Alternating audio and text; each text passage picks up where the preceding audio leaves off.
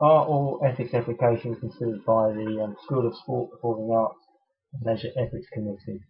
And what path will my ethics proposal take? That's a good question. Yes, all proposals are considered by the School Ethics Committee. However, you don't submit yours to the School Ethics Committee. What that does is that overviews all of the ethical submissions in the school, so not just the Department of Sport, but all the other departments in the school, and just ensures that there's a common standard across all departments.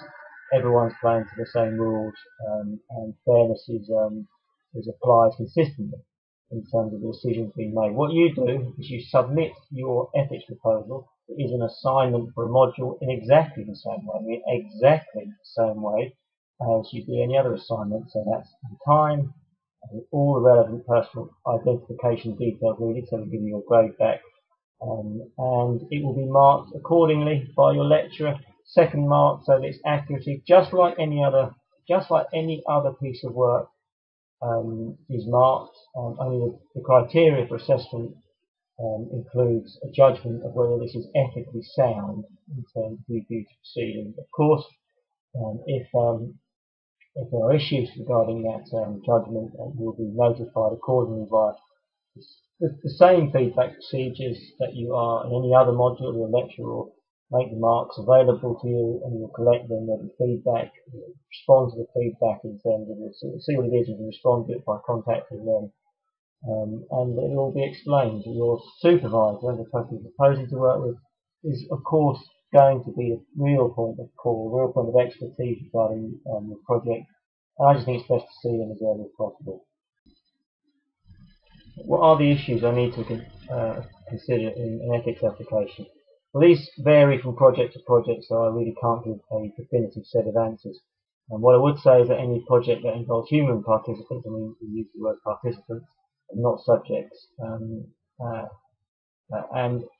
I really think that should be really clear in everyone's mind why we use participants. Is that you will have to gain informed consent. That is, tell the person what the study is all about, as much as they need to know, and certainly what they're going to be doing, whether completing a questionnaire, taking part in any sort of interview, running a treadmill, and so on and so forth. But just the method that is going to be put through. You don't have to tell them all the decisions regarding the project. And I've read on some of the sheets given to participants about how they're going to analyse their data statistically, and participants don't need to know that. They need to know what they're going to be doing. They need to have any risks explained to them, so it's really clear what's required for them, how long they're going to be taking part in the research. And I really think you should be totally honest with that, and I think it's really good practice to road test in that time, so you can say with confidence this will take 5 minutes, 10 minutes, 15 minutes, and so on. And what really annoys participants is when you say it's going to take a minute of your time, and it takes a lot longer than that. And I'm sure you have all been caught by cold callers who will say this questionnaire takes only 60 seconds, and so on, and 4 minutes, 5 minutes, 10 minutes into the thing you are angry and giving responses accordingly, and that's the sort of data you'll get. So the issues that will like the informed consent, you're going to have to adhere to the Data Protection Act.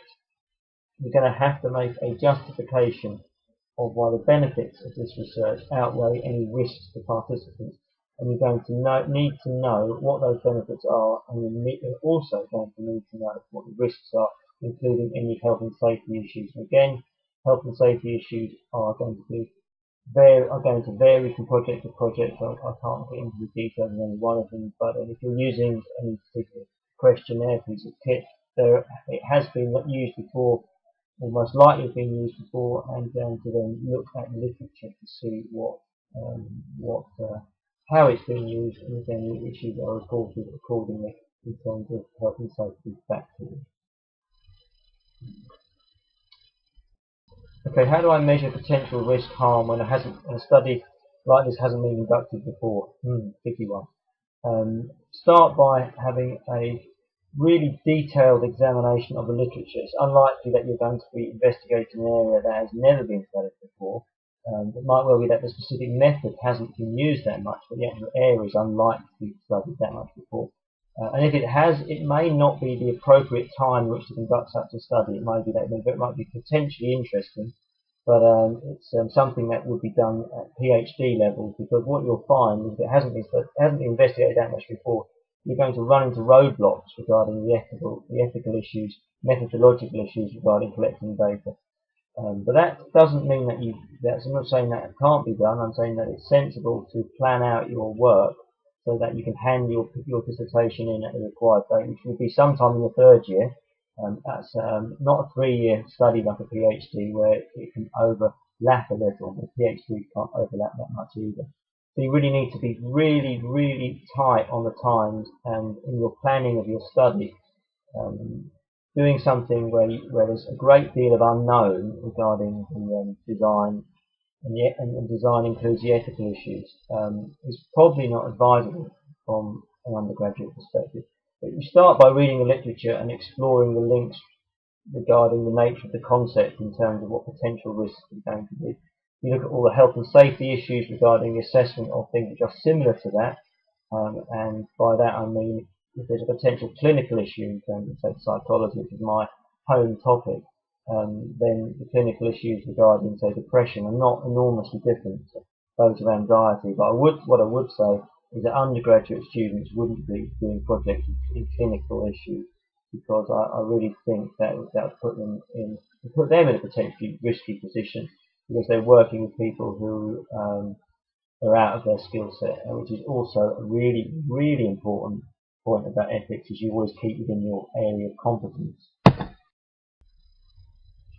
Am I allowed to work with people from a vulnerable group, such as children, or people with certain disabilities? And the answer to that is yes, but it needs to be qualified, justified in terms of the benefits of that study against the risks involved. So that then goes into the details of the project and your justification of how you're going to take care of the participants in that study to make sure that they are protected from your research, and it's not in any way at risk of anything. Against that are any of the benefits that could be gained from doing that research. You need to work, those two need to be weighed up against each other. What I would say to this is that it's one that you tread with caution. I would go and see your supervisor, who has most likely conducted research in that area themselves. And if they haven't, then no one on the staff has done research in that area, and that is unlikely to be a highly qualified and research active staff. Then again, you are treading into the unknown on your own. As a third year about to hand a project in next academic year, possibly not the most advisable path to take. Even PhD students, I don't advise them to go into areas where they have very, very limited experience, unless they can qualify that risk in terms of, yes, I can collect that data and I can do it in the time frame allowed. Because as supervisors, of course, we want you to do really good projects, and what we wish to avoid you doing is running into a roadblock that says, I have no time to collect this data, get relatively poor data, and as a consequence, everything suffers in your project. So the answer is yes, you can consider potentially vulnerable groups. However, proceed with caution. Can I collect data on friends and family? Oh, that is a commonly used strategy, and I would say yes, that's a pretty good starting point. Almost all of my studies start off by collecting data of friends and family to pilot the ideas, and this is the key point: pilot the ideas, see how long it takes to complete a questionnaire, get some really insightful feedback on the process about what you're about to be doing, explain the study to your friends and family so that it sounds feasible. In terms of being actual participants in the main study, I would operate with real caution here, because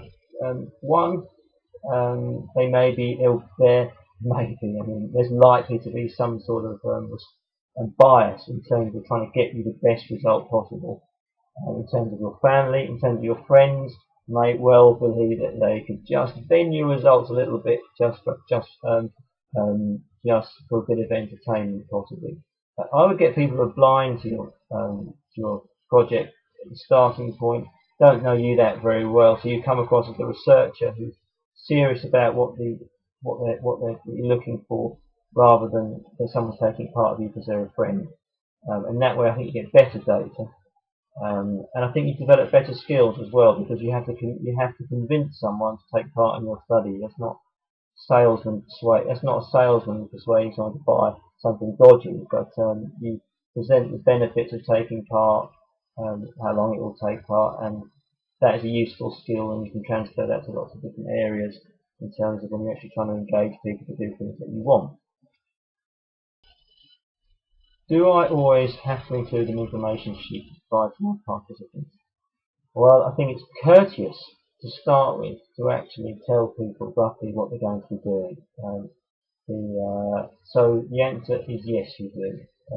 And in terms of ethical procedures, you need to require an information sheet. And what you do, how you write the information sheet is also really important. And remember who your audience are. So you write your information sheet for your audience. If your audience are people who are not degree level students, then you write it in the language accordingly. Don't put super long words in that, so that confuses everyone, or highly technical words in that